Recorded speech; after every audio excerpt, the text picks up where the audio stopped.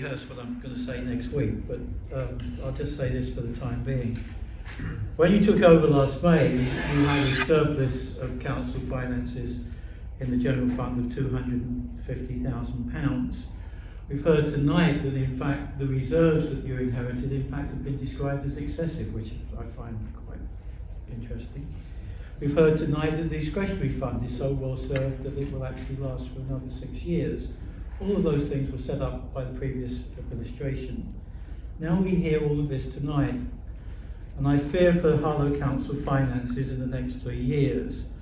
With the massive bribe that's being offered, I know the elections in May are going to be very difficult for you given the political circumstances. Defending 6 seats out of 11 will put you in jeopardy of possibly losing control of this local authority. The lack of council tax, and I don't know which school other people went to, but I went to Burt Mill School, and 160,000 plus 320,000 plus 480,000 doesn't equal 900,000. It equals £960,000 that this local authority will be losing in the next 3 years. And this flippant attitude towards the council finances I find rather alarming. What I also coincidentally find alarming, Chair, is also the flippant attitude towards contracts. The local authority was locked into a 30-year contract with the crematoria by the previous Tory administration. Being suggested that it could just be torn up, I find very alarming indeed.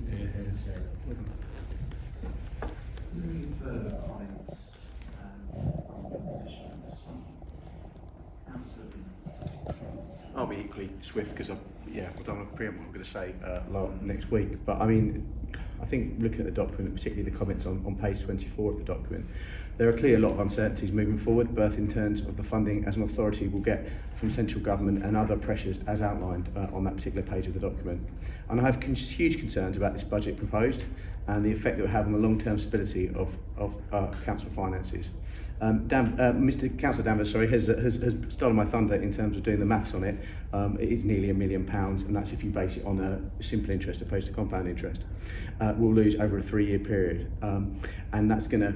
Then from then on, you'll have that gap of £480,000. I don't feel that the answers given to me by members of the administration or non-answers have made me feel a lot better, and I have huge concerns about this, which I will obviously air in more detail next week. Thank you, Chair. Thank you. Any further comments? Councillor Redders. I've just got a comment with regard to the community safety. I do find it slightly alarming we seem to be stripping out a level of management at a time when you look at crime figures across the town. There's substantial increases right the way across the board. I mean, one's only got to look at the rolling programme for crime over the last 12 months, for the 12 months to December, from December 2020 to December 2021.